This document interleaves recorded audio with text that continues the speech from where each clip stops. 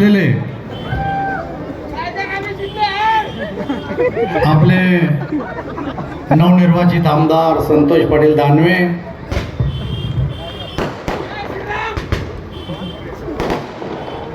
आमचे अन्य सर्व सहकारी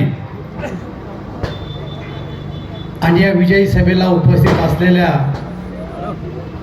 भोकरदन आणि जाफराबाद येथील सर्व मतदार बंधू आणि भगिनींनो, सर्वप्रथम मी आपल्या सर्वांचे आभार मानतो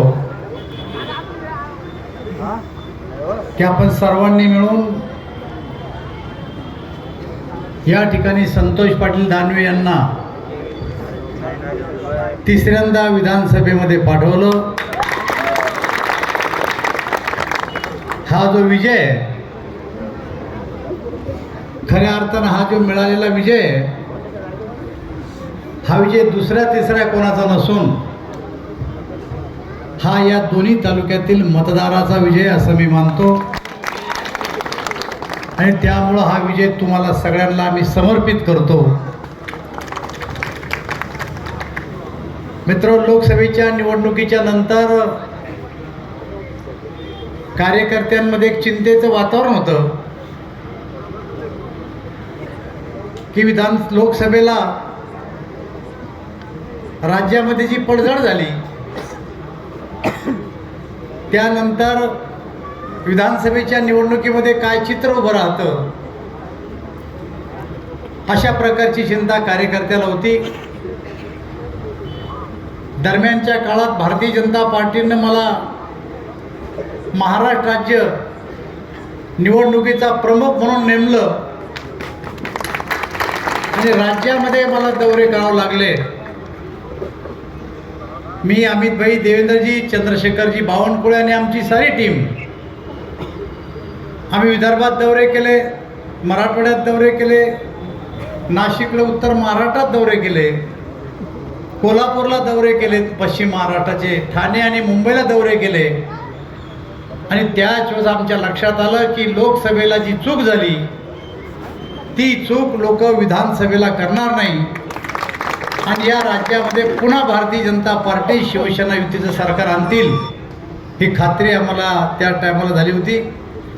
आणि अपेक्षेप्रमाणे मित्र, जे निकाल आहे, मी आत्ता बघत होतो तर मागच्या वेळेस त्यांच्या एका पक्षाचे काय 50-55 उमेदवार निवडून आले होते, आमदार निवडून आले होते.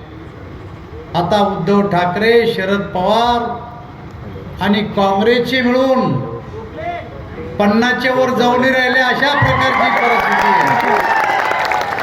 आणि त्यामुळं मी भारतीय जनता पार्टीचा राज्याचा प्रमुख म्हणून या महाराष्ट्रातील जनतेचे मी आभार मानतो. मित्र, मी आपल्या अगोदरही सांगितलं होतं की या निवडणुकीमध्ये आपलं यश मिळेल, कारण गेले 35-40 वर्ष या मतदारसंघामध्ये काम करत असताना केवळ जातीपातीचा विचार न करता सामान्य कार्यकर्ता डोळ्यापुढे ठेवून विकास करण्याचा प्रयत्न आम्ही केलेला आहे.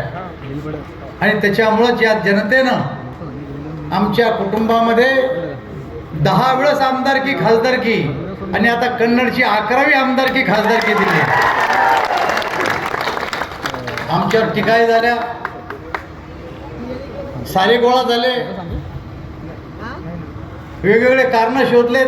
या कारणांतरी काही होऊ शकतं का? पण जेव्हा प्रसंग आला तेव्हा कोणाची हिंमत झाली नाही उभं राहायला. त्याचं कारण आहे की बसलेले सारे शेर हे आमच्या सोबत होते, त्यामुळे हिंमत केली नाही. आता मित्र, जास्त बोलण्याचा आजचा दिवस नाही, मी गावागावात येईल तेव्हा बोलल. मी फक्त आपल्याला एक नम्रपणे विनंती करू इच्छितो की आता आपला विजय झाला, या विजयाला कुठेही गालबोट न लागता शांततेनं आपण आपल्या आपल्या गावी जा. गावामध्ये जर मिरवणूक काढली तर कुठेही कोणाही जातीपातीबद्दल बोलू नका, एवढीच मी विनंती आपल्याला करतो. ज्यांनी आपल्याला मतदान दिलं त्यांचे तर आपण लोकप्रतिनिधी आहेच, पण ज्यांनी मतदान नाही केलं त्यांचे पण आपण लोकप्रतिनिधी आहे. ही गोष्ट सगळ्यांनी लक्षात घेतली पाहिजे. गेल्या 35-40 वर्षात कुठल्याही प्रकारचं गालबोट या भोकरदन विधानसभा मतदारसंघाला लागू दिलं नाही. मग व्यापारी असतील, शेतकरी असतील, कुठं आरेरावी केली नाही, कोणाच्या प्लॉटवर कब्जा नाही. जरा 14 किलोमीटर जाऊन पहा काय येतं. आणि त्याच्यामुळे एक वातावरण चांगलं ठेवण्याची जबाबदारी तुमची आमची सगळ्यांची आहे. एवढंच मी आपला आजच्या प्रसंगी सांगतो की 26 तारखेच्या आत आपल्याला सरकार बनवायचं आहे. आज 23 तारीख, किती तारीख आहे? 23 तारीख आहे आज. 3 दिवसात आपलं सरकार बनवायचं आहे आणि त्यामुळं आपल्याला सकाळी मुंबईला जायचं आहे.